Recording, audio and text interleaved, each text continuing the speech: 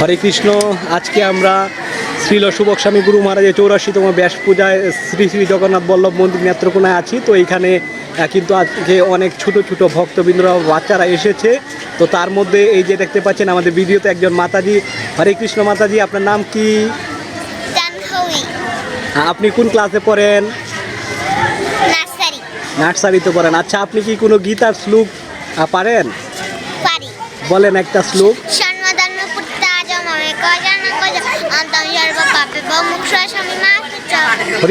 তো দেখতে পাচ্ছেন এই যে ছোট্ট একজন মাতাজি, উনি সুন্দর একটি শ্লোক বলেন এবং উনি ছোট্ট সময় থেকে কিন্তু ভগবানকে জানতে পারছে এবং কৃষ্ণময় শিক্ষায় শিক্ষিত হচ্ছে।